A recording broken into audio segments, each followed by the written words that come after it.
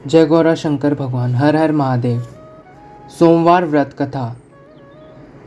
व्रत करने की विधि। सोमवार का व्रत साधारणतः दिन के तीसरे पहर तक होता है। व्रत में फलाहार या पारायण का कोई खास नियम नहीं है, किंतु यह आवश्यक है कि दिन और रात में केवल एक ही समय भोजन करना चाहिए। सोमवार के व्रत में भगवान शंकर तथा पार्वती जी का पूजन करना चाहिए।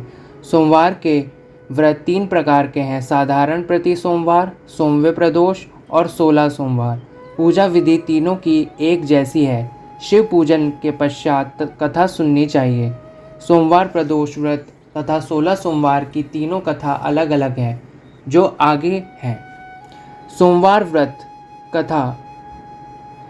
एक नगर में एक बहुत धनवान साहूकार रहता था, जिसके घर में धन की कमी नहीं थी, परंतु उसको एक बहुत बड़ा दुख था कि उसके कोई पुत्र नहीं था। वह इसी चिंता में दिन रात लगा रहता और पुत्र की कामना के लिए प्रत्येक सोमवार को शिवजी का व्रत और पूजन किया करता तथा सायंकाल को शिवजी के मंदिर में जाकर शिवजी के विग्रह के सामने दीपक जलाया करता था। उसके उस भक्ति भाव को देखकर एक समय श्री पार्वती जी ने शिवजी महाराज से कहा, महाराज, यह साहूकार आपका अनन्य भक्त है और सदैव आपका व्रत और पूजन बड़ी श्रद्धा से करता है। इसकी मनोकामना पूर्ण करनी चाहिए। शिवजी ने कहा, हे पार्वती, यह संसार कर्म क्षेत्र है। किसान खेत में जैसा बीज बोता है वैसा ही फल काटता है। इसी प्रकार इस संसार में जो जैसा कर्म करते हैं वैसा ही फल भोगते हैं। पार्वती जी ने अत्यंत आग्रह से कहा, महाराज, जब यह आपका अनन्य भक्त है और यदि इसको किसी प्रकार का दुख है तो उसको अवश्य दूर करना चाहिए, क्योंकि आप सदैव अपने भक्तों पर दयालु होते हैं और उनके दुखों को दूर करते हैं।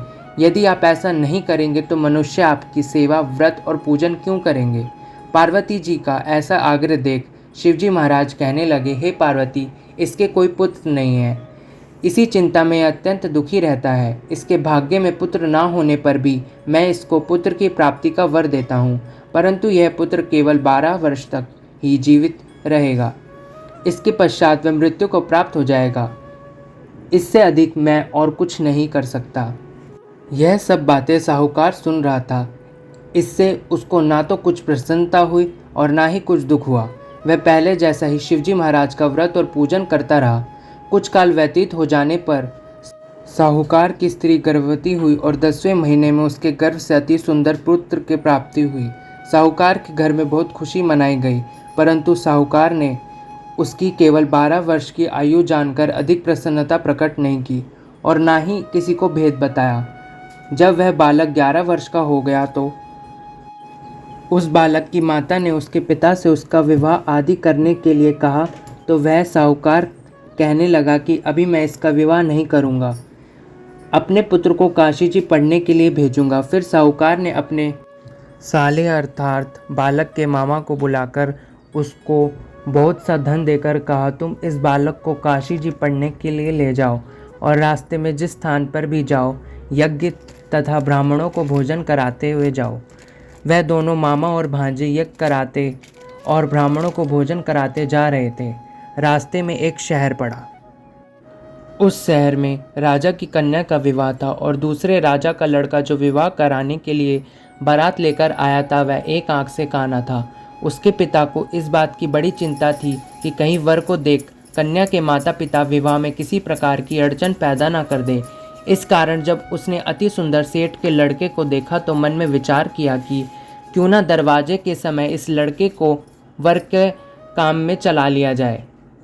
ऐसा विचार कर वर के पिता ने उस लड़के और मामा से बात की तो वे राजी हो गए। फिर उस लड़के को वर के कपड़े पहना तथा घोड़ी चढ़ा कन्या के दरवाजे पर ले गए और सब कार्य प्रसन्नता से पूर्ण हो गए। फिर वर के पिता ने सोचा कि यदि विवाह कार्य भी इसी लड़के से करा लिया जाए तो क्या बुराई है। ऐसा विचार कर लड़के और मामा से कहा, यदि आप फेरों का और कन्यादान के काम को भी करा दें तो आपकी बड़ी कृपा होगी और मैं इसके बदले में आपको बहुत सा धन दूंगा। तो उन्होंने स्वीकार कर लिया और विवाह कार्य भी बहुत अच्छी तरह से संपन्न हो गया। परंतु जिस समय लड़का जाने लगा तो उसने राजकुमारी की चुंदड़ी के पल्ले पर लिख दिया कि तेरा विवाह तो मेरे साथ हुआ है, परंतु जिस राजकुमार के साथ तुमको भेजेंगे वह एक आंख से काना है और मैं काशी जी पढ़ने जा रहा हूँ। लड़के के जाने के पश्चात उस राजकुमारी ने जब अपनी चुंदड़ी के पल्ले पर ऐसा लिखा हुआ पाया तो उसने राजकुमार के साथ जाने से मना कर दिया और कहा कि यह मेरा पति नहीं है, मेरा विवाह इसके साथ नहीं हुआ है। मेरा विवाह जिसके साथ हुआ है वह तो काशी जी पढ़ने गया है। राजकुमारी के माता पिता ने अपनी कन्या को विदा नहीं किया और बारात वापस चली गई। उधर सेठ का और उसका मामा काशी जी पहुंच गए। वहां जाकर उन्होंने यज्ञ करना और लड़के ने पढ़ना शुरू कर दिया। जब लड़के की आयु 12 साल की हो गई तो उसी दिन उन्होंने यज्ञ रचा था कि लड़के ने अपने मामा से कहा, मामा जी आज मेरी तबीयत कुछ ठीक नहीं है। मामा ने कहा, अंदर जाकर सो जाओ। लड़का अंदर जाकर सो गया और थोड़ी देर में उसके प्राण निकल गए। जब उसके मामा ने आकर देखा तो वह मुर्दा पड़ा है तो उसको बड़ा दुख हुआ और उसने मन में विचार किया कि यदि मैं अभी रोना पीटना मचा दूंगा तो यज्ञ के कार्य जो है वो अधूरा रह जाएगा। अतः उसने जल्दी से यज्ञ के कार्य को संपन्न कर ब्राह्मण के जाने के पश्चात रोना पीटना आरंभ कर दिया। संयोगवश उसी समय माता पार्वती और शिवजी महाराज जी भी उधर से जा रहे थे। तब उन्होंने जोर जोर से रोने की आवाज़ सुनी तो पार्वती जी कहने लगी, महाराज कोई दुखिया रो रहा है, इसके कष्टों को दूर कीजिए। जब शिव पार्वती ने पास जाकर देखा तो वह वही लड़का था जिन्हें उन्होंने जीवित किया था और आयु प्रदान करी थी। वहाँ एक लड़का मुर्दा पड़ा था और पार्वती जी कहने लगी कि महाराज यह तो उसी सेठ का लड़का है जो आपने वरदान से हुआ था। शिवजी कहने लगी, हे पार्वती इसकी आयु इतनी ही थी, वह यह भोग चुका है। तब पार्वती जी ने कहा, हे महाराज इस बालक को और आयु प्रदान करें, उसके तड़प कर मर जाएंगे। पार्वती जी के बार बार आग्रह करने पर शिवजी ने उसको जीवन वरदान दिया और शिवजी महाराज की कृपा से लड़का जीवित होकर खड़ा हो गया। शिवजी और पार्वती जी कैलाश पर्वत को चले गए। तब वह लड़का और मामा जी उसी प्रकार यज्ञ करते तथा ब्राह्मणों को भोजन कराते अपने घर की ओर चल पड़े। रास्ते में वह उसी शहर में आए जहाँ उसका विवाह हुआ था। वहाँ आकर उन्होंने यज्ञ आरंभ कर दिया तो लड़के के ससुर ने उसको पहचान लिया और अपने महल में ले जाकर उसकी बड़ी खातिर के साथ बहुत से दास दासियों सहित आदरपूर्वक लड़की और जमाई को विदा किया। जब वह अपने शहर के निकट आए तो मामा ने कहा कि मैं पहले तुम्हारे घर जाकर खबर कराता हूँ। जब उस लड़के के मामा जो है वो घर पहुँचे तो देखा कि लड़के के माता पिता घर की छत पर बैठे हैं और यह प्राण कर रहे हैं कि यदि हमारा पुत्र सकुशल लौट आएगा तो ही हम राजी खुशी नीचे आएंगे, नहीं तो छत से गिरकर अपने प्राण खो देंगे।